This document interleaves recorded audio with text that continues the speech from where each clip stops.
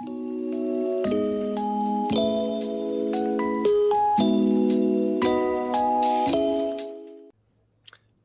everybody, and welcome to episode 403 of Pixels and Ink. Excuse me, the official podcast of CG Magazine, where we take a critical eye to gaming, comics, tech, and media. I'm your host today, Chris DeHoog, and I'm joined by our editor-in-chief, Brendan Fry. Hello there, Chris. And Jordan Biordi. What's up? How are we all doing now? This is take two. Yeah, No, it's not. Shh, don't tell them. Hey, we're transparent here. We have nothing to hide. We just mess up and forget to post on every other thing. I am much worse than I was 5 minutes ago. Yeah. It's okay. You want to take a break? You want to take a quick pop out, grab some water? We'll fill the air for you. Yeah, no, it's a yeah. No, we're good. Some water too. We're good. Is empty. And so as we were saying to ourselves a few minutes ago, looks like we're starting to feel like events are back because Gamescom is going on right now in Cologne, Germany. We have a man on the ground there. Our writer Edward is there. He's reporting back with some great coverage of the event, including some of the fascinating displays they've got there. It's been really cool to see. Yeah, I mean, like if you go to our socials, you can see a lot of the photos of the event, seeing all the ridiculousness that gaming publishers have apparently spent the money on this year. Yeah, check it out. It's pretty cool. Yeah, all that cool stuff. I mean, you could do it yourself, but doing it via that. Well, they got the first glance here. It's starting to look like E3s of old. It does. Has Gamescom always kind of gone this far? Like Gamescom, when I've been there, I've been a few years. It has always been a very bombastic show, so there's always been a lot of happenings, people going on. There's a lot of big events, big displays, and a lot of people. Yeah, because some of that stuff that we saw from Ed's photos, that like reminds me of like classic E3 stuff, and I used to think that was kind of like the pinnacle of like bombast for the industry. Yeah. So no, I mean, they go all out in Europe, and I know every time I've been to Gamescom, it's just been amazing, especially because you have the publishers go all out, but you also have people doing really amazing cosplay, people just really excited to be part of these experiences. Also, you see more PC type stuff that you don't really see at E3. Usually it's in the back room, whereas at Gamescom, it's really on full display. Well, actually, the cosplay game in general, the community is just doing some fantastic stuff. Some people have been like creating such great costumes over the last 2 years that they're finally getting to show off, and it's like they've really escalated the game. I have total respect for them. But a lot of stuff that we've been able to see from the event remotely, though, for those of us who aren't there in person, there's been a lot of trailers, kind of like a E3 light sort of event. Nothing really quite as ground shaking as some of the stuff we saw at E3. But definitely some stuff to be excited about. We got a first look at the Dune Awakening, the survival MMO. Because we live in a universe where we're getting 2 Dune games now. Yeah, Control the Spice. Both by Funcom. One is the open world survival RPG MMO type thing, and one is the RTS. Yeah, I was about to say with one of the best taglines in gaming history. What is it? It was like control the spice, control the world or something. And I was just like, I wish more games had you controlling spice. Well, I mean, if you're not controlling spice in a Dune game, what are you even doing? That's fair. I know. I was gonna say, I know it is like part of the lore of Dune, but it's just a really funny like tagline to put in a trailer. I liked it. On Atreides, first you get the spice, then you get the money, then you grind for microtransactions, probably because it's modern MMOs. And it's like if the Mad Max game was like, get the gasoline, get the win. I don't know. Pay $9.99 for the season pass to get the spice, to get the power. To get the good spice, that's when you get the paprika. Yeah, Sonic Frontiers got a release date. So in a world where a lot of people are kind of moving games around to avoid big tentpoles like God of War Ragnarok, Sonic Frontiers said, no. I We're mean, gonna plant our flag here. Move over, bruh. I respect that because from what I've seen in the game, it does not seem ready for that sort of thing. But they're going all out.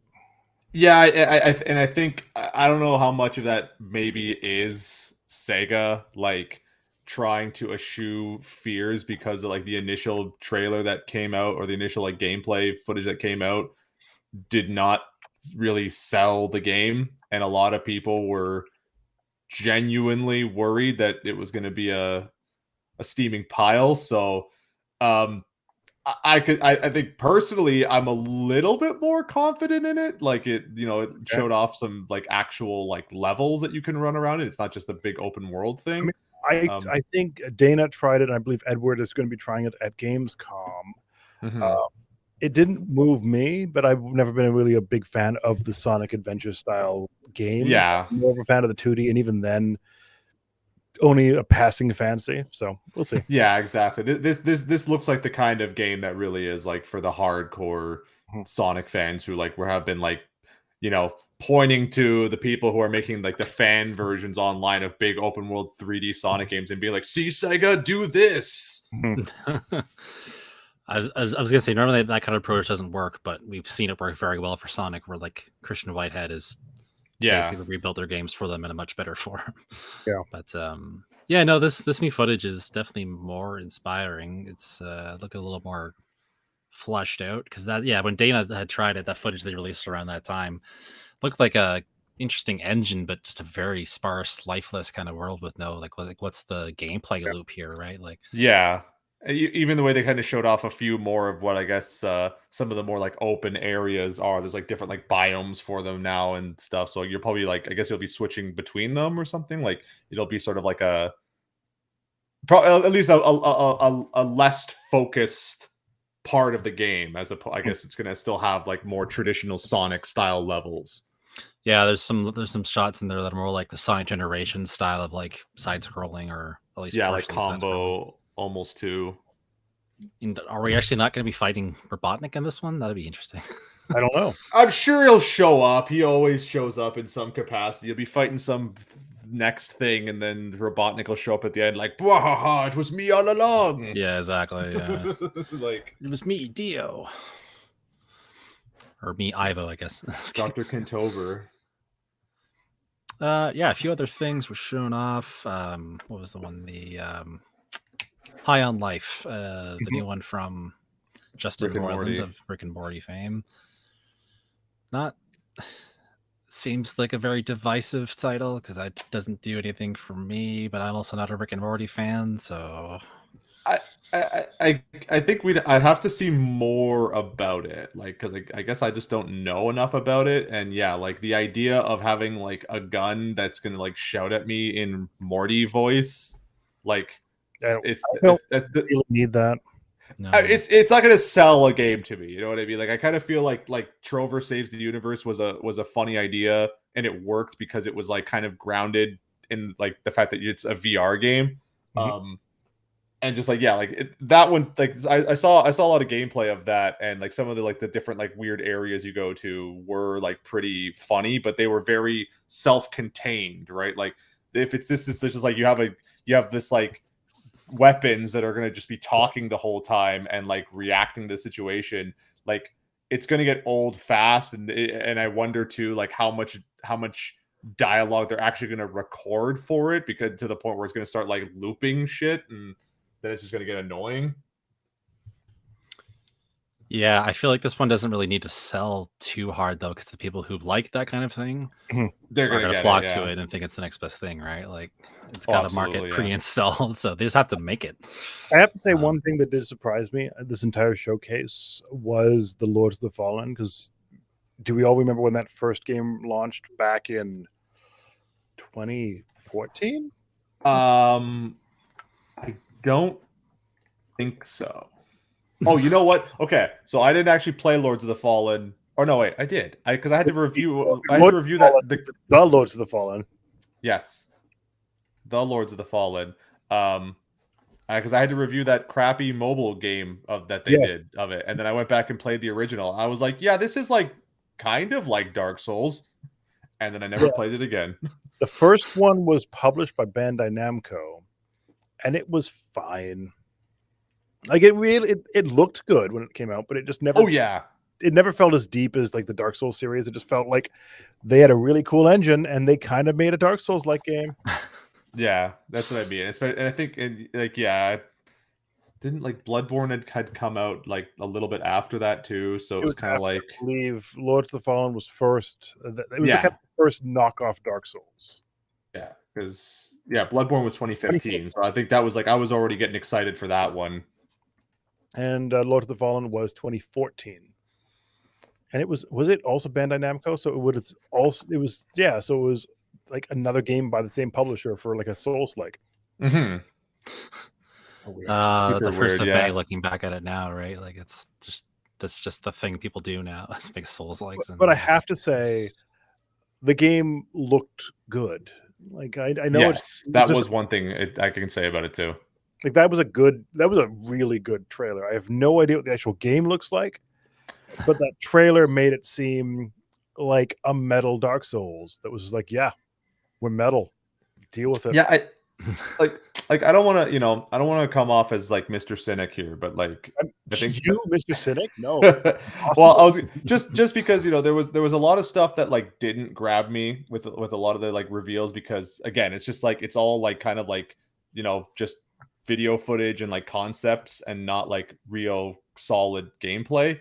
So and it just sort of like led me back to that thought I was having I think last week, where like the sort of like the AAA sphere just isn't grabbing me anymore, because it's just like everything looks very the same, or at least or there's not enough to really excite me about what's been announced. But like some of the stuff that has been announced that's a little bit more like on the independent side, holy geez. Like I know the guys what's the name of the company that is making, I know NeoWiz Games was trying really hard in one interview not to describe Lies of P like Bloodborne or Dark Souls. Like they were trying really hard to say it's not Dark Souls, it's not Bloodborne.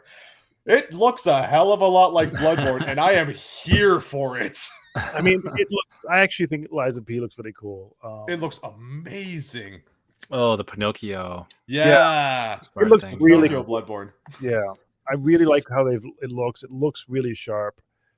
The combat looks intense. No, it looks pretty good. That one looks amazing. I was like genuinely surprised to see Killer Clowns from Outer Space is getting a video game. Like, okay. I know back in like the 90s, everyone was trying to make Attack of the Killer Tomatoes like into a franchise. Like there was a cartoon and a game on the Super Nintendo, I think. But it's like, I didn't think in my lifetime I would ever see a video game based on Killer Clowns from Outer Space. That hot horror franchise everyone's still talking about 25 years later. Yeah, I mean, and horror is a generous description of that movie. Although, I mean, like looking at just the thumbnail of it alone, I can kind of see why they're like, people like Five Nights at Freddy's and the recent Friday the 13th and Evil Dead games have done pretty well. Yeah. Why not bring this thing back? Why not Killer Clowns? Yeah, I mean, Five Nights can do these crazy mascot things. Why can't we do these crazy clowns? Right? It's not such a far. It was one of the weirder announcements at the Gamescom. Oh, that's kind of saying something. That's fine. That's totally fine. What are our thoughts on Hogwarts Legacy? They kind of gave a bit more details with that one. Couldn't care less. It's a little late on that one. I've never really been a big Harry Potter fan to begin with, and now it's just like the well is poisoned. Yeah, the ball's poisoned. It's 5 years too late. Like, where was this game 5 years ago? Yeah. Before J.K. Rowling decided to go a little bit red pill on everyone. to insert her entire foot in her mouth straight up to the ankle. Yes. Before but like even the Warner popularity of the whole series too was kind of cool, and it wasn't just you know the debacle too. It's been like the Fantastic Beasts movies are killing people's enthusiasm, and there was that Hogwarts mystery on mobile that literally strangled a child unless you paid money to get them unstrangled. Really? I forgot about that. Yeah, you don't remember that, Brendan? Because that was the point in the game where you like ran out of energy. Like the game like was like letting you have like just enough energy to like move through the game and complete the little like tap the screen to advance plot until you got to the part where the vines and like the underground were choking your character child. And it was like that was the point where you ran out of energy, and you would like either had to like wait an hour or two to get the energy back to proceed, or you could spend the money to get it. And that was where it got like that was the the first hits free kind of thing. Like that wasn't a calculated move on their part. I'm sure they measured that down to the energy modicum. Not at all, Chris. How dare you imply such a thing? Yeah, no. I will say though, speaking of like actual good-looking horror stuff, the Callisto Protocol. Yeah, that looks really good. Ooh. That looks better when the entire showcase isn't doing the same thematic thing like it was at what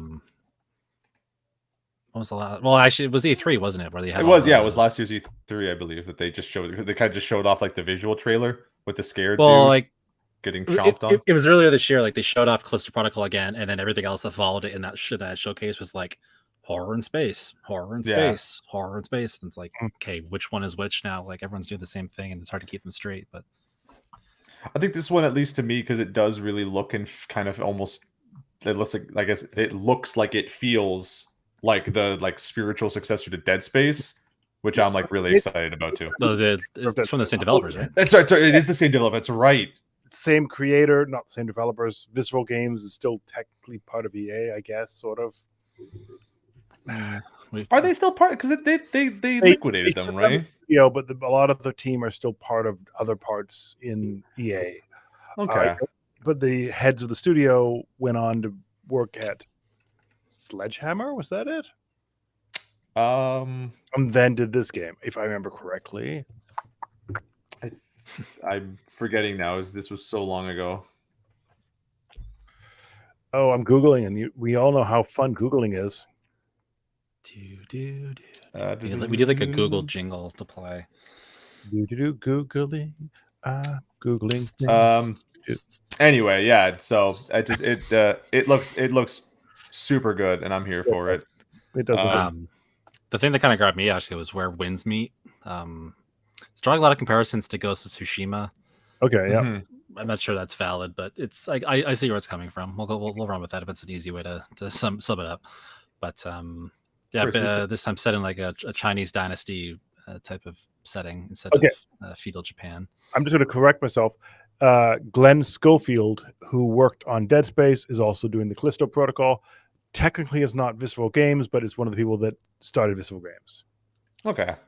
That's kind of like Back 4 Blood, where it's like, this is Left 4 Dead, but not shh. Like, yeah. That kind of situation. Like, we don't have the rights to the thing we made anymore, but we're making it again. So you can make the same thing, just call it different name. Yeah. Like Igarashi did with Castlevania. Yeah, no, this isn't Castlevania. This is Bloodstained. Yeah, it doesn't. I mean, sure, it might look a little bit like Castlevania, but yeah, I think we can all agree one of the most WTF moments was showing off a concept car that's from Pokemon for some reason. Yeah, that was. I think if you go through our socials, Edward has a picture of that concept car on the show floor because, of course, he does. Is that going to be like a real drivable thing, or is this going to be like the Homer? I think it's. I knew you were going to go there. That's why I was just thinking of it. Yeah, like just they pull back the curtain, and there's Pikachu sitting behind the wheel waving as it spins around slowly. It's going to ruin the company. Monkey Herb is ruined. Does it like what does it do? Does it like have Pokemon Go built into the dash or something, and you drive around and why catch not? Pokemon? Like, sure, why not? I don't know. But build an auto catcher into your car, I'd go for that. Yeah, I think that's a bad idea, but yeah, maybe. I don't know. It's just a mini. Like it's just a mini. It is some special Pokemon based things in the mini, but yeah, it's just a mini. I'm But scrubbing it's fully through electric too, like Pikachu. So I'm That's scrubbing the through this joke. video, and at no point do they actually show like any of the interior of the car. It's just Jeff Keighley and some dude. The interior's not Talking. finished though. They only had the exterior. ready for show. Yes, it's just a shell. Oh So- god. Well, I do want to talk quickly about the fact that opening night live did kind of feel a little bit of a fallback to kind of the overly commercialized E3 type shows that were before pandemic. So you did have those weird ad breaks. You did have those car ads in the middle of a thing. It did feel a little less focused on the games and more about who paid for a marketing segment. Yeah, but that kind of feels like, because does Jeff Keighley like run the Gamescom, like he does the game I believe advertisements? he's works on it, but I don't think he runs it. I think that is run by the Gamescom committee type people that kind of set that all up. I'm not sure how the marketing side of it all works, but because it's very reminiscent of like the Game Awards, right? Where it's just like 5 years of commercials and then maybe an ad or maybe an award or two come in there, like yeah, but like between him standing on stage and introducing world premiere trailers that are just like no gameplay for 2 hours and that's it. It's starting to feel kind of samey. Yeah, I mean, like it's nice to hear, like, and I guess even see it, like how the actual show floor looks and feels, kind of like classic, E3, where that was like a really big deal, and to actually go there was like a really interesting thing. But like to sort of like watch it, it feels to me very much still like, the necessity for shows like this is not overly necessary. So like you could have just like really solid, like, like just like bi-monthly or whatever, just digital presentations of some game stuff, and it's like right. it works all the same, right? If you're just going to show off a video only or like a cinematic trailer, right, then like what's the need for an announcement, really? That's my thought anyway. Yeah, but does it really count as a trailer if Jeff Keighley's not promoting it on an empty stage? No, yeah, you're right. Jeff Keighley has to. If the next Nintendo Direct starts and Jeff Keighley doesn't walk out, I'm gonna just shut it off.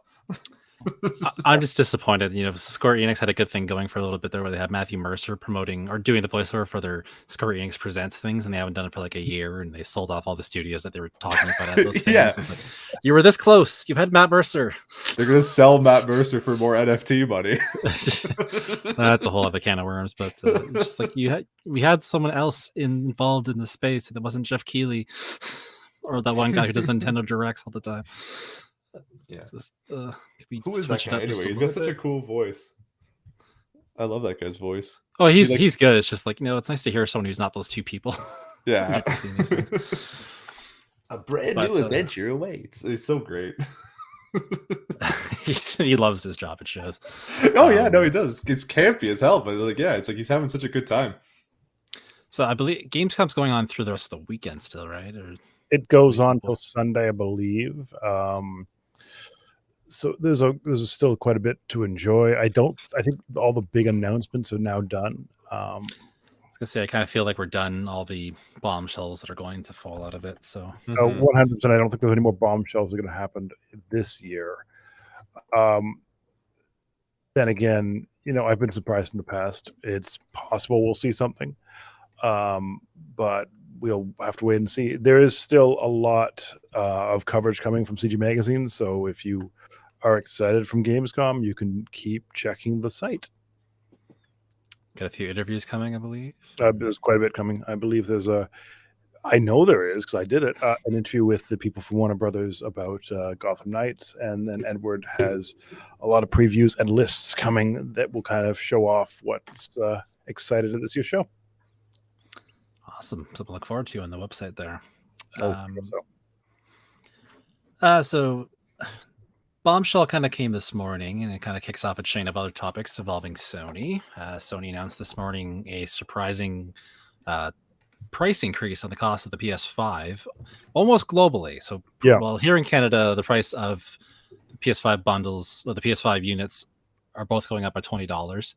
I believe it's about the same difference in other regions, and the US is just not getting any pricing. Yeah, that's the weird one. I don't understand why it wouldn't just be across the board. All currencies have kind of been facing the same struggles, so I don't know why Sony's picking and choosing the regions that it changes in. The PS5 was already kind of a little bit more than it should have been in Canada, so the fact that $20 is kind of an odd choice. It's such a weird nominal amount. I mean, $20 is not a huge increase, but it's still kind of a weird choice when it's already like 2 years old now. Not to mention, currently you can only get a PS5 in a bundle with Horizon. So the price is already increased by $70 because you have a game code that you can't choose to not get with it. So that's already a factor in play. It's very strange. I don't get it. That $20 is going to make the world of difference between like how many units get shipped and how many like don't. They need that $20 to make more PS5s, guys. Don't you get it? $20, like when the system costs like $900 after tax here in Canada or Ontario, anyways, with our tax rates. I do want to say that it's an odd choice considering components have gotten cheaper. Like a lot of the things when the PS5 first launched, components were facing a crunch. There was a lot of demand for what you were getting, and there was just simply not enough supply to go around. Now, as it's getting older, the GPU market is no longer facing the crypto crunch that everyone was buying up every single chip possible. CPUs are more available. Everything's more available and becoming cheaper. Why is it now Sony's like, yeah, now's the time to increase the price? And yeah, like it just feels to me like it's just gonna be bad press for them, like a stain on the reputation that doesn't need to be there because like, well, we'll get to the bigger reputation in a minute with some of the other stuff that's going on with them, but just like it feels like it's just bad press, like to come out and say, oh, we're upping the price by $20, but that doesn't really get you much more. Prices are coming down anyways, and it's already worth so much anyways. So like, what are you really achieving with this? Like, why would you like considering that like Microsoft has like never made a profit on their console sales? Like they always eat like a loss on every console they've ever sold, basically. And so has Sony for most of their history, I believe, right? Or at least in the last few generations. I think Meta or Facebook kind of opened the door to this when they increased the price of the headset, and they made it seem like, hey, that's a thing you can do now. You can just raise prices randomly. And I think whereas Xbox and Nintendo, at least for now, didn't take the bait, Sony did, and I don't know why. Well, they're going to need money to pay for that lawsuit that they're embroiled in. Maybe that's the whole reason. Like shit. So that brings us to the other part of the topic there. Sony's facing a class action lawsuit in the UK for accusations of price gouging. Well, not so much accusations. It's pretty much there. So in our story on the website, you can see the comparison between the North American PlayStation Store and the UK store for The Last of Us Part 1.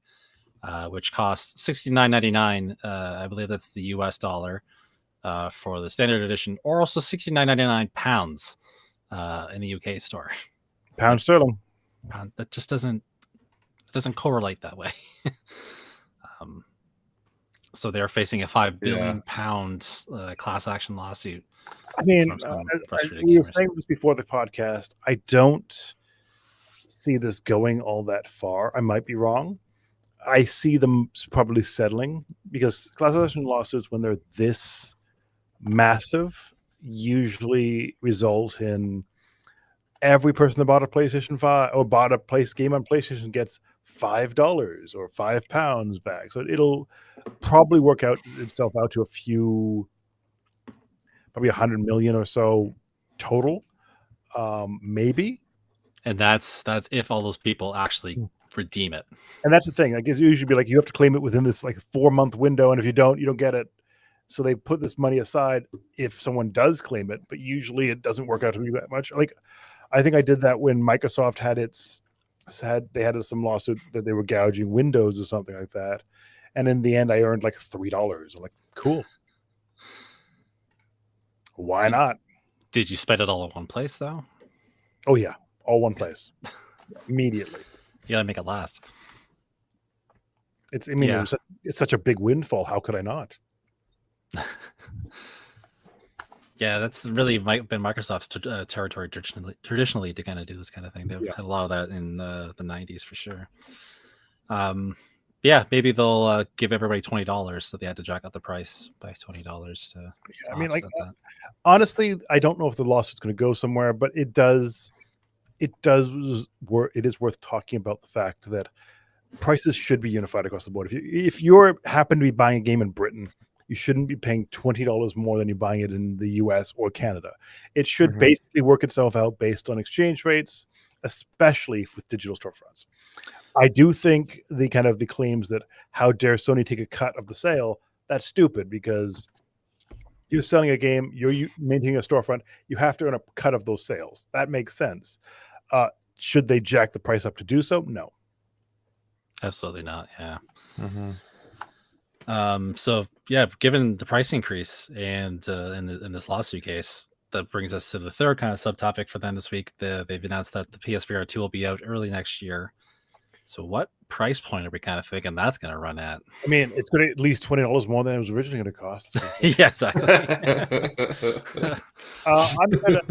My guess is going to be $400 or $500. I think they're going to try to hit close to what like the Rift is or the Quest. It depends how aggressive Sony wants to be. Do they want to kind of go head to head against Facebook and kind of make it so their headset is a little cheaper, a little bit cooler, a little bit more modern? Maybe. But Sony's always been kind of known as a premium brand, and it depends on, I guess, which faction inside Sony wins. Is it the faction that wants to see everyone in the world have one, or is it the faction that is going to want to just get as much profit you can from each sale? And I just don't know, because it seems like Sony is a very weird place right now. They are trying to kind of play both sides, trying to get every single person in the world to buy PlayStation products, but also to try to take every fan of PlayStation for everything that they're worth. So we'll see. Yeah, because I believe the PSVR Iron Man combo that's like still available now is like $449, and that's like everything you need and a software. So I kind of depends on what they bundle with the system. Like if there's a software bundle, if there's just if it's just a straight up headset and that's it. That'll keep it cheaper. Because even even just like I'm just looking now too, even just like the basic bundle that kind of like includes just the headset, 2 Move controllers, and the little eye toy, like is roughly $439, and that's $10 off at Best Buy right now. So like, I guess if the headset was isolated on its own and you don't need like Move controllers and all that stuff like that to go with it, then yeah, I feel like maybe the competitive price would be like around $250, maybe $300.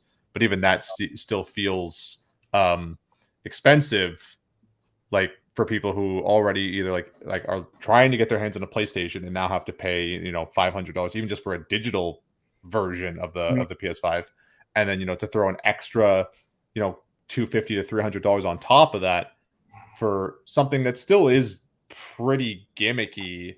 Like, I don't know. I think anything more than like 200 is probably just gonna put people off. I think it's gonna be more than 200, but I don't know how much more. It's really hard to say because, as I said, Sony is kind of all over the place with what it does. It's something you said earlier kind of had me thinking there. Like, I wonder how scared they are of Facebook and Meta and that whole sphere. I don't. The Oculus Quest, is it MetaQuest? I forget what it is. MetaQuest. MetaQuest. The Zucker Quest. That's the game that comes with the MetaQuest. No one needs that.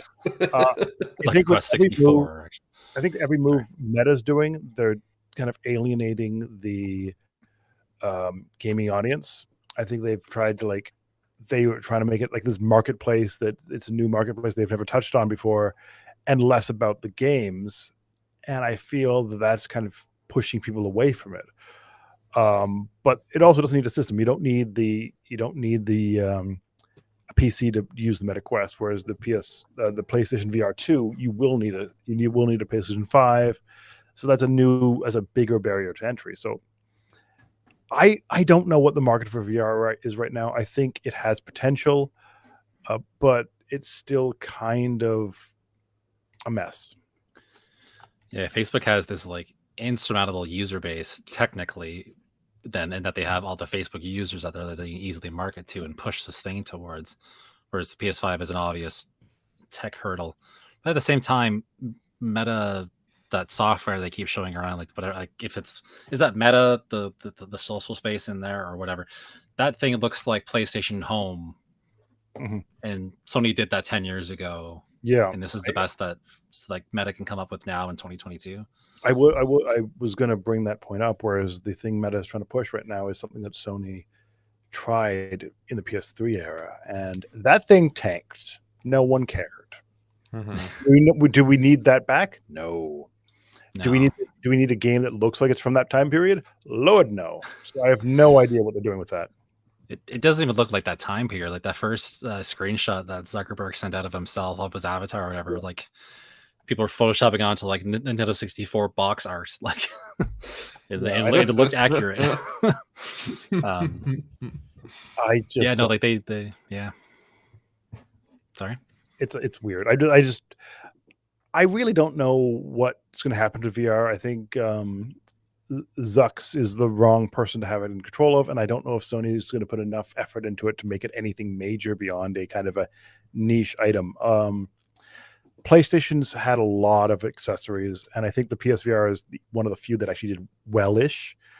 I just don't think it's an accessory that has ever gotten mainstream appeal, and I still don't think it will. Yeah, it definitely wasn't a complete failure. Can't really call it that. How big of a success it was is a different story.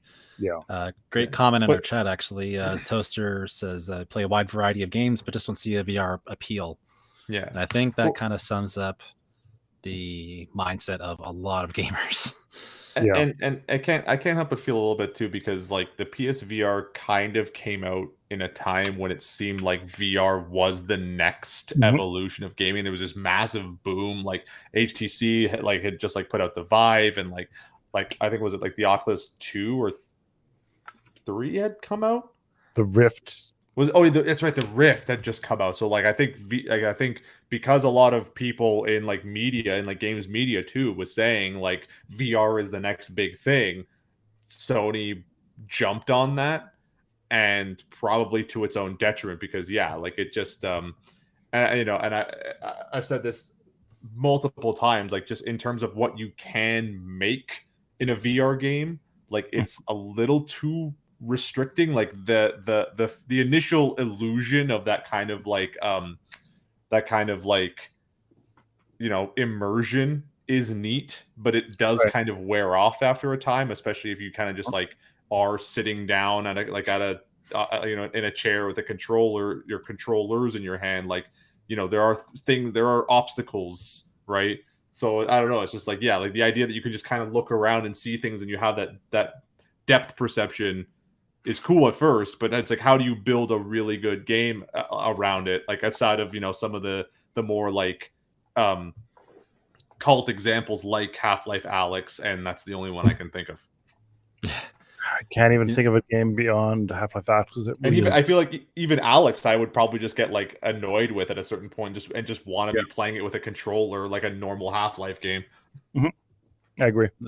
The biggest thing I can say for VR in my limited experiences with it is like it's not even a technology that's even available or could be available in any it's not reasonable time. Is there's places that do like a holodeck type of experience. So I went to a place locally that did like a whole simulation in a big wide open room, but that had props that were enabled to view with sensors and stuff. So like you picked up this like 2x4 thing and it turned to a torch in the game, and that was really cool. I've tried things like that, and they are neat, but they're neat for a very limited time. Like I've never want to be like, I want to do that every day. It's like, I did that once. Imagine good. Playing Skyrim like that. Jesus Christ. Well, I mean, it's like laser tag. It's a cool concept, but you don't want to do it that often. You want to be like, that was a cool thing I did for an hour. I'm done now, and I don't need to do it again for the next birthday party. And that's a really good example, I think, too, because like it also does highlight the one of the issues with VR is that like something like that where like it's sort of like a combo of VR and AR. It only works if you have the space to do it, and most people don't have like dedicated gaming spaces where they can set up a big like VR rig, like the HTC Vive, for example. I love the Vive. I was like the biggest like cheerleader for the Vive when it first came out, but it's like realistically, how many people have just a big open room that they can set up sensors? Okay, that don't own an office. Yeah, I mean, it really is. It is not a technology designed for people that live in big cities, because you physically don't, unless you're very wealthy, you probably don't have a big space. I mean, well, like, it's like event spaces make sense. Most people don't have that.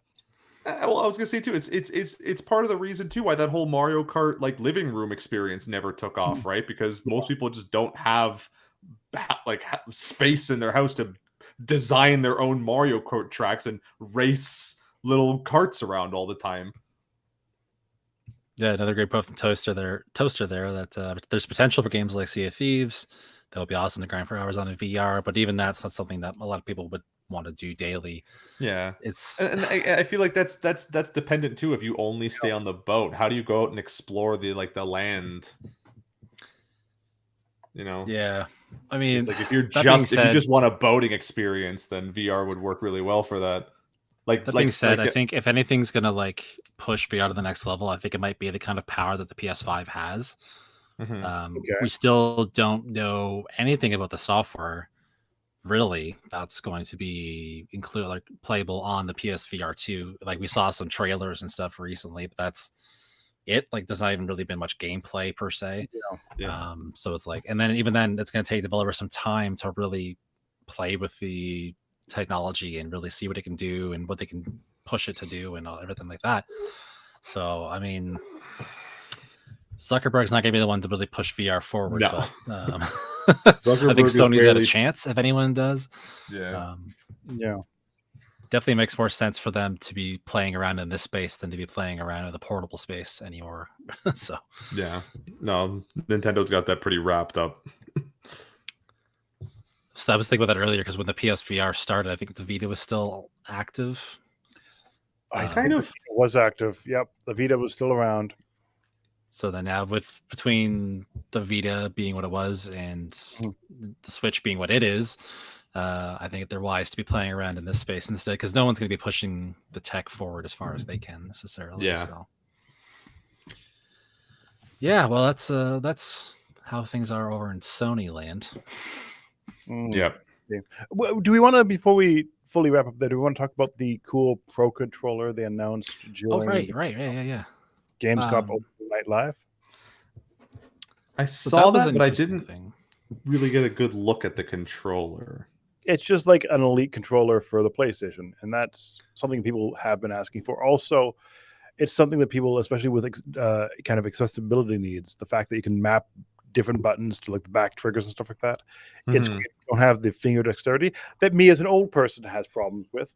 I'm an old, but I'm really not. But you know what I mean. But it is something that does help, especially when you might not have, whatever reason, the ability to like hold that run stick in for a long time, things like that. I think a Pro controller gives a new level of accessibility for controllers, and I think it's great to see that it is coming to PlayStation. It may be not exactly the same as what Xbox has, but it's something that is a step forward, and I love to see that. That could be a good thing, because the Elite controller does not have a great reputation. I mean, I like it. I gave it a good review when we reviewed it here at CG Magazine, which you definitely can read up if you want to. You totally can. But I've heard from a lot of consumers and stuff that it breaks pretty easily, or at least the first generation did. I don't know if the data's there for the second generation yet. But I mean, I think I've heard offhand remarks that it has broken a lot. So hopefully it's the new DualSense is not like the Elite in that regard. But yeah, this was like I was very excited by the possibilities when I first read about it, and the more I read about it, the more I was like, well, this isn't necessarily for me. But the accessibility is a great point, though. That is something that we definitely need to see more of in the market. I agree. Not That's quite all I as really care about. slender, really, as I thought it'd be a little more of a slick design, but Yeah, Look, it's still pretty yeah, in line with. yeah. wasn't quite what I was expecting. And the little yeah. the little LEDs are in a different position now, I think. I mean, why wouldn't they be? Wasn't the first gen kind of on the top or something? Or on the bottom? What am I thinking of here? I don't know. I can't I remember I've scarcely held one of these controllers in my hands. No, okay, they were on the side. I think of the the PS5 Pro or the PS4 Pro controller that had the little light bar on the top, as opposed to like being on the top of the controller. I don't think I ever saw that one, but that sounds like a choice.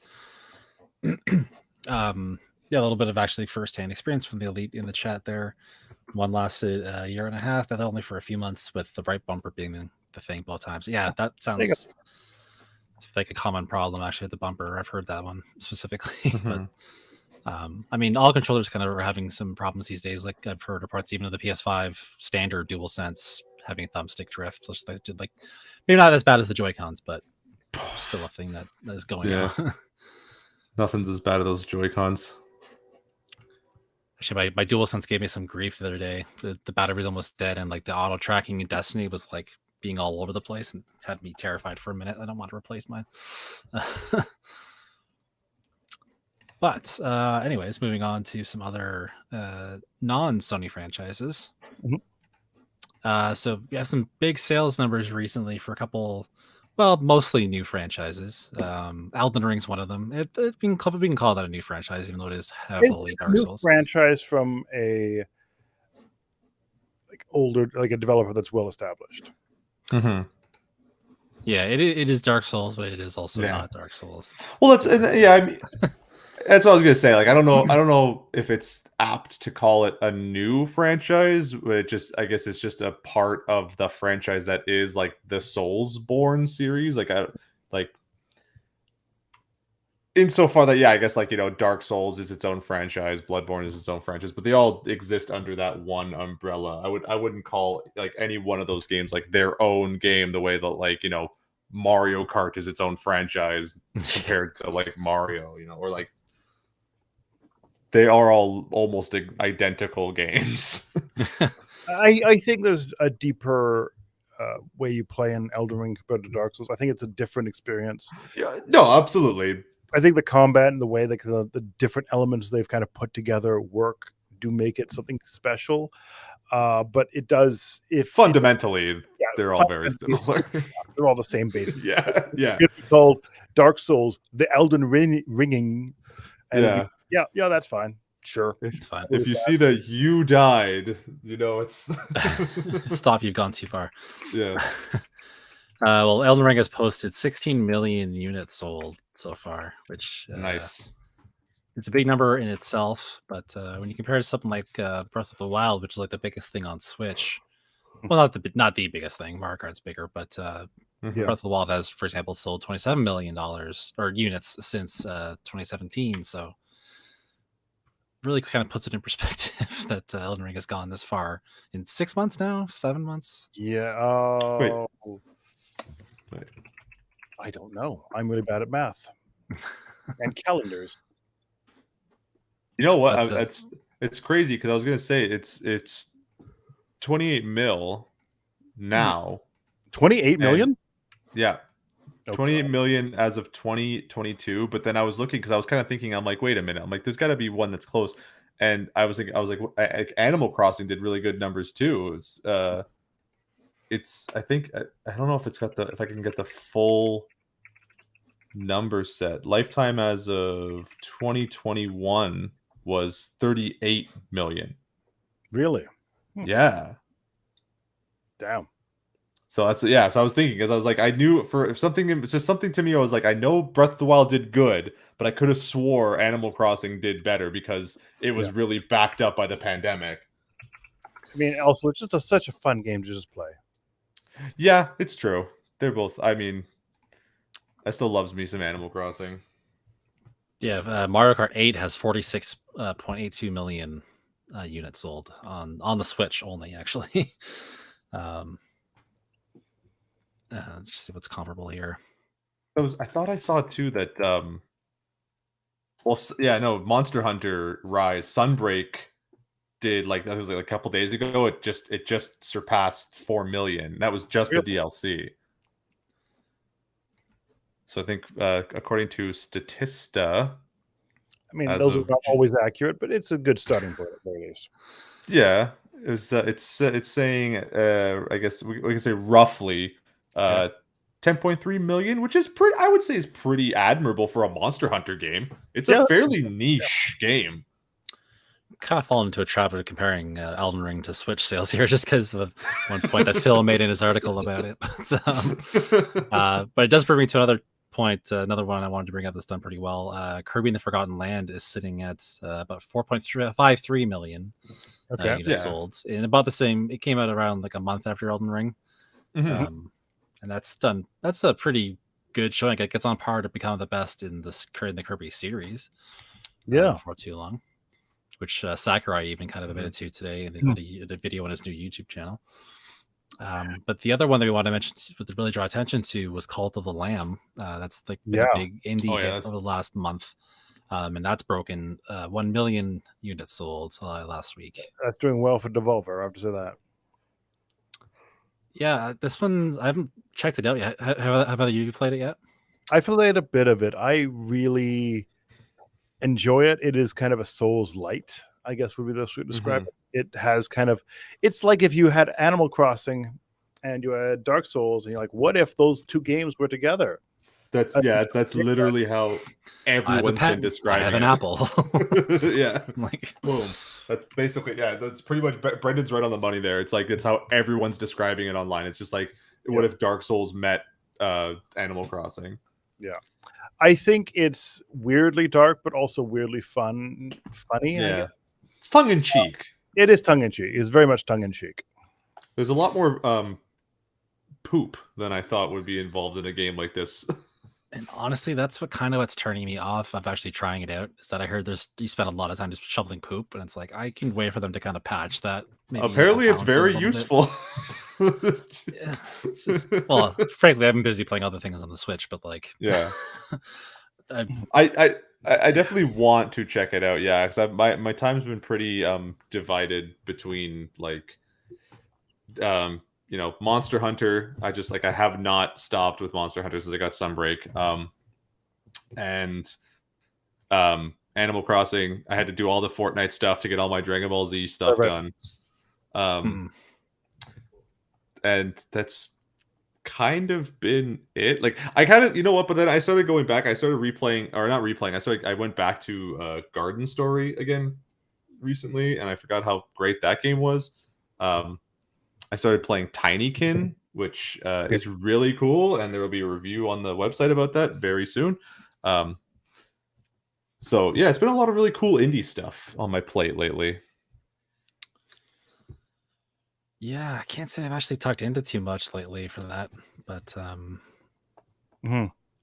Cult of the Lamb's been pulling me though. Yeah, say. Have you played it at all? No, I haven't yet. No, I've heard a few people talking about it, like on various podcasts and stuff like that. It's also on, I think, is it on Game Pass or no? I think it is. If it is, you should play it because you have an Xbox that appeared in your possession at some point. It did. But Game Pass is run out though. I'm sure we can figure out something with that. Well, we'll talk. But no, it's just it seems very suited to the Switch or Steam Deck at least. I've heard that. I've been playing on the Xbox, but Oh, you know what? We're wrong. It's not going to Game Pass. Oh, it's not? Okay, that's too bad. It's a purchase only. But I was gonna say it's just doing, like, as much as I want to play it because it looks really cool. It looks like it has a great sense of style, and I just when Devolver puts their name on a game, like, you trust it right away. Like they are synonymous with quality. But it's like the same way that I kind of started playing Cozy Grove, and I was like, do I need another Animal Crossing? Like, but I think maybe the different, because I don't think Cult of the Lamb works on a real time clock. So that was the only thing about Cozy Grove that I was kind of like, I can't. 2 games that I have to like micromanage and schedule around, and they're on real time clocks. Like, it's not going to do it for me. No, I get that. Honestly, Cult of the Lamb is such a light experience. If you have like 3-4 hours, it's fun. It's not that complex. It's just kind of a enjoyable experience you can kind of dive into and walk away from. But I can definitely see why it sold so well. It has that kind of good mix of cute and dark that makes it edgy but also fun. But also, I'm glad to see games that are new IPs do well. Yeah, absolutely. A market that basically it favors like sequels, and this is something I've been talking about since like back in like early days of CG Magazine. Sequels are what a lot of companies put a lot of their heavy weight behind, and I really like seeing when things that are not just the sequel or not just like the 9th game in a franchise do well and actually do catch people's attention. Yeah, and it's yeah, it's kind of like what I was saying last week too, right? Like just like being fatigued with the AAA industry, because so much of it is like very safe, like calculated decisions. Like here's a sequel, here's a remake, here's a remaster, whatever. Like even recently too, just reading about how apparently the Saints Row remaster is like nobody's enjoying it because it's like not a remaster. It's a full on. It's a full on remake. Sorry, yeah, that's what I meant. You could be tricked into thinking it's a remaster. It's not a remaster or a remake. It is a new game that has the same name as Saints Row. Yeah, but people are not happy, and no one's enjoying it. And just like recently, I have just been sort of like looking a little bit more to like the indie space, like, you know, critical as I have been towards it. Like you're still like you're able to find so many unique ideas made by people who like were like who grew up on the same stuff we did, who like knew like kind of like grew up with the classics, and they want to make stuff like that. It was something that I put it in my review. I'm not going to talk about too much, but about Tinykin, because I had kind of seen a little bit about Tinykin. When you play it, it feels kind of like Pikmin, kind of like Banjo-Kazooie, but it's not like there's a mashup.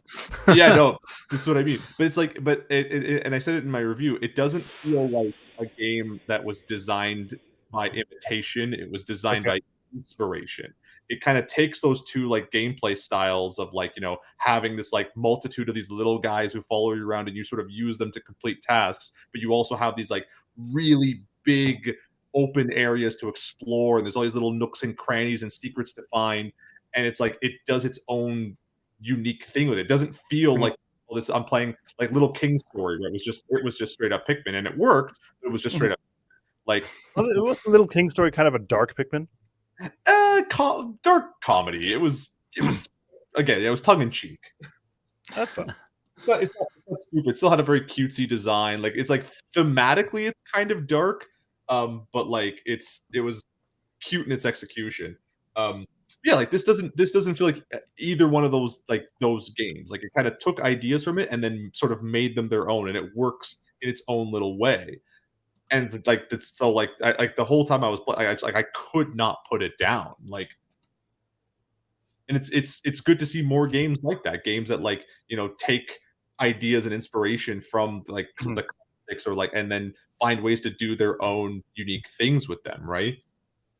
Yeah, I definitely agree, and I think a lot people are trying and actually jumping in games that might not have had they might not have had the like spotlight on them previously, and I think it's partially because of like streamers and new creators that are kind of giving exposure to these experiences that honestly a lot of gaming sites just don't have the resources, the manpower to cover everything that comes out. So when a week you have like 5 reviewers you have to kind of allocate and 20 games, things are going to be left out. And I'm glad to see that even games that mainstream media might not jump on right away are getting the exposure and are getting people to buy them. Yeah, because Call of the Lamb kind of skated by a lot of people, or kind of slipped by at least. And now everyone's kind of circling back on it. Like I think this kind of happen with Stardew Valley too. Like it had it definitely timid did, launch, and then there was like, wait a minute, let's go back. It's not the biggest game ever. I know we reviewed it back when it was on PC. Jake back in the day did it, and that our review of the original PC version is still on the Steam page. But since then, it's just gained such a massive following. People have entire careers on YouTube just playing Stardew Valley, and that's showing how massive that game has become. Yeah, actually, something else I was thinking of too is that when you mentioned Devolver and indies and stuff, like Devolver's kind of become a category to itself, where it's not quite indie because it's Devolver's got some backing behind it. I think Sony owns 5% of Devolver. Just as a thing I found out the other day. Oh, do they? Oh shit, I didn't. I think didn't know that 5% of shares are owned by Sony. Yeah, it's like they are to a point. They're big enough to almost be considered like AAA or like double A. I think they're just a major studio that does indie games. It's like when Ubisoft did some indie games back in the day. Devolver is basically what happens if you never do a major release and all you do are the indie games. Yeah, because that's what I was going to say. It's like, so go ahead, Chris. Oh, I was just gonna say, like, I don't think you can call anything they do really AAA, because AAA has certain standards of spectacle and budget that these games just don't. But like, just even looking through the library of stuff that they've done, there's the big ones that everyone knows about. There's also a lot of like very small experimental things that they've published. For every Hotline Miami, there's or all the Ollie World, there's one on here called Space Plan I've never heard of. Titan Souls was kind of a small one too. I remember getting that on. That was neat. That was neat. It was neat. I don't think it worked fully, but it was neat. Yeah, like I was just gonna say, like even maybe calling them like a double A studio is like a better thing, because it's like they have the size, but they like every game they put out is like very grounded in like indie sensibilities. It's like it really does feel like more about like showcasing like unique ideas. Like even like looking back at like My Friend Pedro, is such a simple concept, but they do so much like unique, cool stuff with it. Like Messenger, one of my favorites. Katana Zero was really cool. Yeah, Ape Out is like what? That's like a 3-hour game. I think there's a space for more unique experiences, and it's great to see Devolver and all the other publishers out there that are giving exposure to these games and are kind of pushing them out there, where otherwise they might never be seen or be put out to like only get a few people, and it takes such a long time for that developer to ever make that money back. So I love to see it, and I'm just the fact that Cult of the Lamb did so well, and the fact that Elden Ring, not being Dark Souls, not being Bloodborne, something new, also doing well. And there's so many games like that, and I think that's what this industry needs, is more innovation and more new things, pushing the bar and doing new ideas in new ways. Yeah, absolutely. Well, and I was just about to say too, like even in the case of Elden Ring, like the Souls series too, like as well known as it is, I would still say it's still a pretty like obtuse cult-y kind of game. Like it has a loyal fan base, but like it's not going to have the same kind of mass appeal like a Halo is going to have, or like something like that. Like that, these sales numbers say otherwise. This is no longer a niche game, and that's what I mean. That's why it's so surprising that this game reached so many people, and people were interested and got into it, and even maybe decided to stay with it, because like a game like Dark Souls, like I know a lot of people who have said to me like I couldn't, like they even like looking at Elden Ring saying that they wanted to play it, but they kind of like were aware that it was like a kind of like a Dark Souls game, and they were put off by like knowing how difficult it was going to be. right? I think Chris here was one of them. 100%, yeah. Yeah, so that's what I mean. Like, if Even before that game launched, you were just talking about how like, yeah, that's not for me. It looks cool. I had zero interest until I saw the first reactions to like people playing it. That being said, like I went out and bought it. I gave it a shot. I have not finished it or gotten very far, but I also didn't bounce immediately off it like I did with Dark Souls 3 I a think month before Elden Ring came out. The Dark Souls franchise is obtuse, and that's a problem for bringing new players. And I think Elden Ring did a lot of things to make the early game possible. The open world nature of it made it so you could jump in as hardcore as you want to, or play it as cheesy as you want to as well. Find like the weirdest weapon in this weird like old cart and actually do weird things, like the killing of the big dragon, or doing any of the stuff. Like you could, that's what made this game so accessible, is you could do it any way you wanted it to. Yeah. And then actually, like that's a good point for how good its sales have been too, is that it's sold 16 million copies in 6 months or whatever, despite being almost as obtuse as a series that has turned a lot of people away over the years. Like, because it's still unforgiving. Like, it's not. 100%.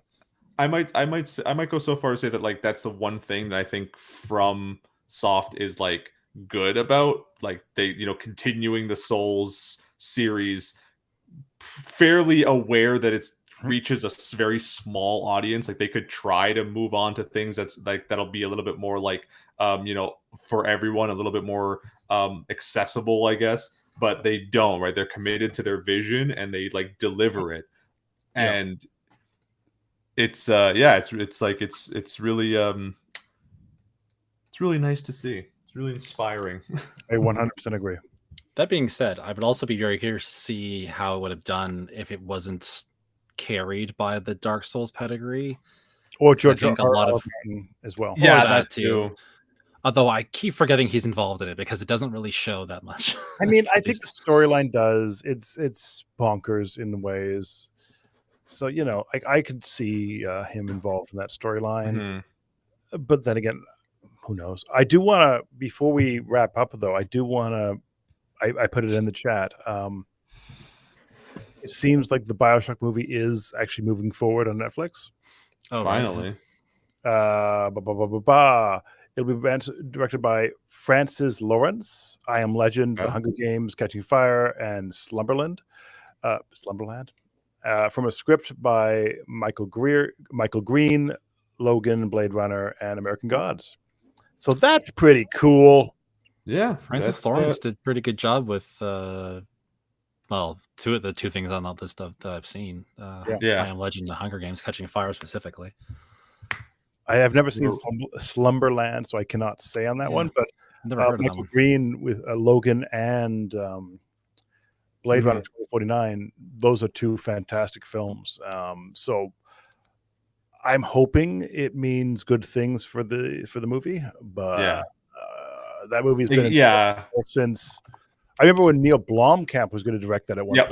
Right? What was it, like 2012 or something? Yeah, he was going to work. That was before he was going to work on the Halo There was a lot going on, but then they didn't want to make it an R rating. I just remember there's so much back and forth of that movie, and then it just never happened. But apparently, it's happening on the anniversary of BioShock, so that's kind of cool. It is pretty cool. I'm just sad that Neil Blomkamp's not doing it, because that would have been a great choice for that. I think that would have been an amazing choice for the game. Then again, I think he's had a mixed career. I think District 9 was great. I did not like Chappie. I never watched it. I didn't need them in an entire movie. They're their thing. So it could be cool. I'm really skeptical because it's a story that already is really well done in the game, and I don't really know if they're going to do anything more in the movie that's going to separate itself out beyond just, hey, it's a different way to experience that storyline. Maybe they will, but I'm not holding my breath at this moment. Yeah. Great point in the chat once again from our friend Toaster Marvel, there you go. who thanks for the cheering, by the way. That's fantastic. points out that Netflix did Arcane good justice. So. Yeah, Yeah. I mean, Well- Arcane was fantastic. I loved what they did there. I was gonna say too that I think we mentioned it before on a podcast that like so far most of the like video game adaptations on Netflix have been pretty good. Like Witcher was really good, Arcane was solid. I know people have mixed thoughts about the Resident Evil show, but I haven't watched it yet. Yeah, I suspect there might be other issues behind that one too. But again, I haven't seen it either. But I know there's a few things that would flag a certain kind of reaction that might be at play there. Netflix overall, though, it's like there's a great meme going around of every time Netflix makes a show, the gods flip a coin to see if it's good or bad, like the old Targaryens on Game of Thrones. And yeah, or to see if it survives either too. Yeah, I mean, like the biggest thing with Netflix is for every great show, there's like 10 others that are just horrible. There's like 3 bad ones and 5 other ones they just phoned in a translation of from some market and just shoved out there. I mean, I hope they do really good things. I really like The Sandman. I think they did a great job there. I was going to bring that up actually. Yeah, I think Umbrella Academy is great. And I don't. Well, I know I've heard mixed things about Dragon's Dogma. Castlevania was. I liked Castlevania. I liked Dota. Dragon's Dogma I thought was bad. Yeah, I'm really not a fan of the weird bad CGI anime thing that looks like this looks weirdly stilted. Cool. Yeah, I know, and I know you're very mixed on this, but I really enjoyed the Cuphead show too. Like I thought they did a great job with Cuphead. I think it was fine. It was too simple, and there was no through line to make it so it was a show more than just. I don't know. I didn't think it needed one. It really worked for me. It felt like the old Merry Melodies type cartoon. Yeah, I love that.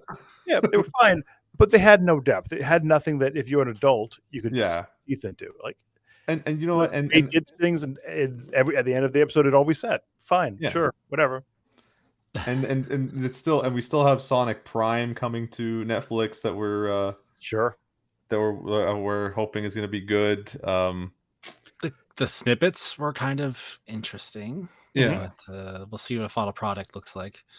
Wasn't there one more that they had? I can't remember. Oh, what was it? They're doing Shenmue. They're doing the Shenmue anime. Oh yeah, they are doing that. No, that is not Netflix. That is Crunchyroll. Oh, is it on Netflix? Yeah, it's Crunchyroll. I thought it was on Netflix. I forgot someone was adapting that game to begin with, and that's just going to be 5 hours long and nothing happens. It's gonna work in real time. You have to wait for the store to open before you can go and like. There's a 10-minute forklift sequence, and you have to wait 5 years for the next one to come out, and then 15 for the next one if we crowdsource it. That's right. It was an Adult Swim thing. That's why I was seeing like commercials for it. That makes sense. That's right. And then they turn around and do something like The Gray Man, which again I haven't watched that one, but not reviews. You're bad. The Gray Man.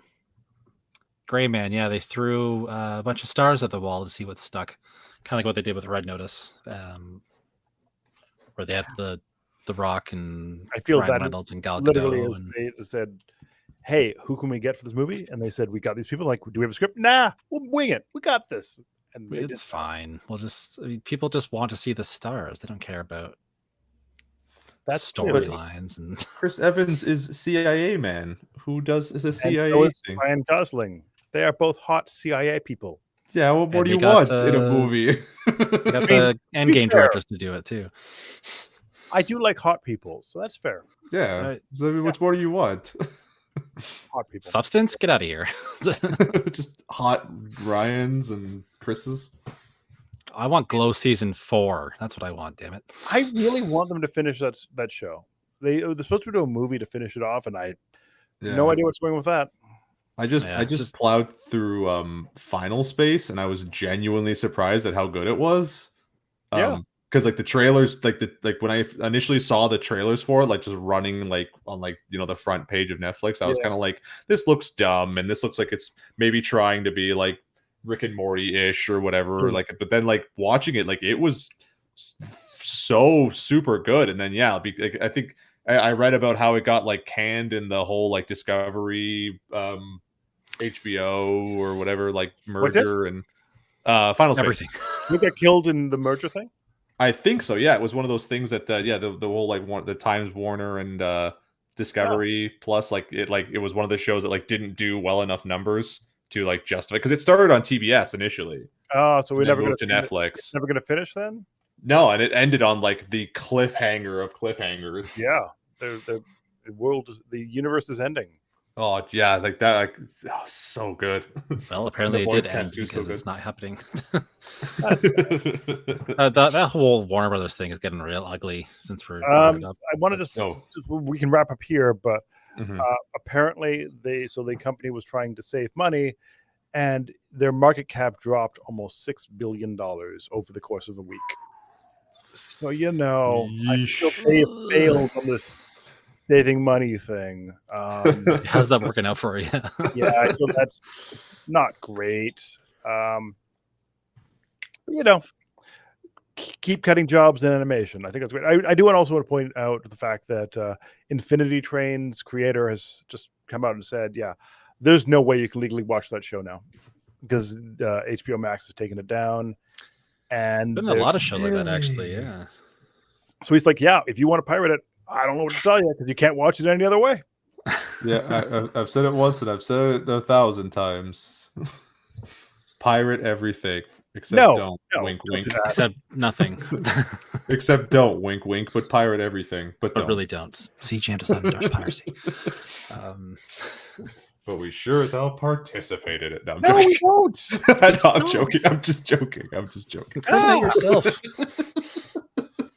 You're the worst. We don't encourage piracy, but WB sure as hell does. Yeah. By taking all these things off the market. There's so many sad stories about these IPs that are just vanishing. Like they'll be scrubbing stuff off the internet.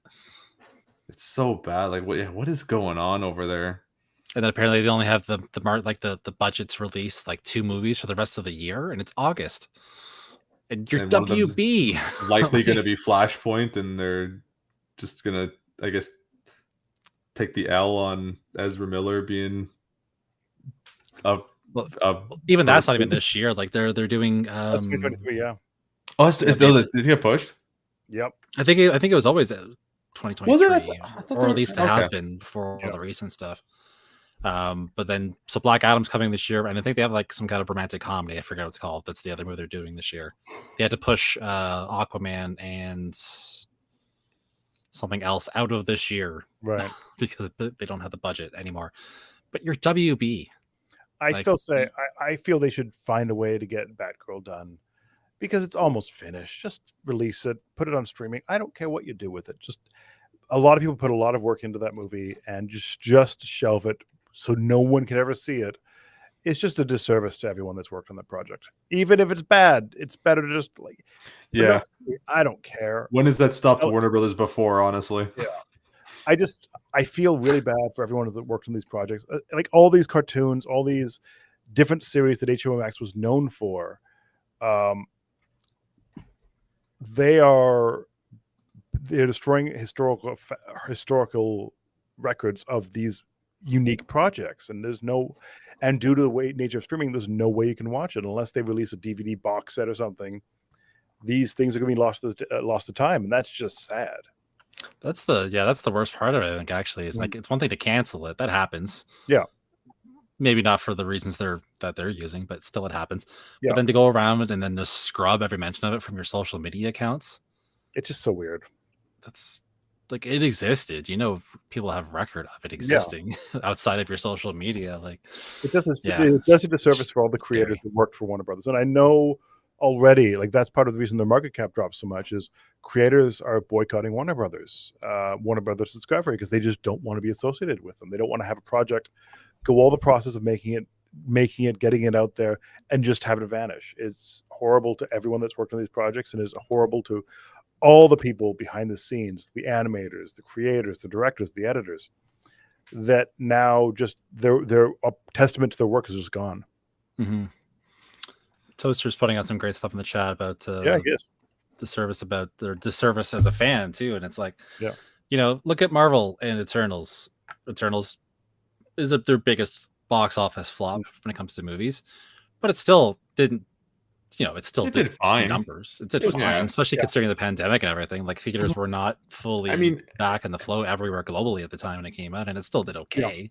And you look at all the people too who were like, kind of like whining about like She-Hulk and other stuff. Like you don't see them sort of like kowtowing and like backing down from projects and like trying to like just because like the fanboy set isn't happy about it, or like the like these movies aren't still gonna do, like even the people who are shouting the loudest about it on the internet aren't gonna go day one to watch the movie so they can shout about it more on the internet. Like what does Marvel care? Money's green no matter what. I think we talked about Warner Brothers Discovery like a week or two ago. Was it last week? Mm-hmm. Yeah. I think it was last week. Yeah. Just the fact that they at some point, someone in the company, CEO, whatever, has decided this is our audience and anything else is wrong. And I feel that is just doing everyone a disservice. And I feel that like even looking at the like approval ratings on like the different services, people do not really love Discovery anymore. People did love HBO Max. And now just kind of throwing that all away because he likes Discovery more is just silly on so many fronts. And out of touch too. Like it really is misguided. If they don't, I would be surprised if that CEO doesn't step down and move away, because they're making so many odd choices that is costing shareholders and the audience they've built that is going to take years to repair. Yeah, shareholders are kind of the biggest thing you don't want to mess. Yeah, they're you don't where want the to real lose power money. lies. So, yeah. Oh well. Well, yeah, and ironically, it's doing a big disservice to them too, because it's destroying their financials too. Like they're doing all this stuff to save money, quote unquote, and it's backfiring entirely. And it's gonna be real hard to move forward from this when you don't have anyone who wants to work with you. You don't have anyone who wants to work with you. You don't have a back catalog to show off anything, and you do have a service that dies because you've pushed everyone away. Great life choices. Yeah. On that note, I think that's going to do it for us this week. If you'd like to read more on these topics and more, you can find full coverage at cgmagonline.com. Be sure to follow CG Magazine on all the socials. Just search for CG Mag. You'll find us along with Edward's live coverage of Gamescom going on throughout the weekend. And if you have any other questions or comments, please send them to podcast@cgmagonline.com. Jordan, where can people find you? You can find me sometimes on Instagram and sometimes on TikTok at Ninja X Jordan. You can find me on YouTube at Ninja Jordan Reviews. Brendan? You can find me on BeefFry26 on all the socials if you want to find me. And you can find me on Twitter at Hookathy or here on Twitch at Guild2Taps. So that'll do it for us for this week. Thanks for tuning in, and we'll catch you next week. We need to get a sign-off line. Google it. Google good sign-off line. Good night and good luck. Peace.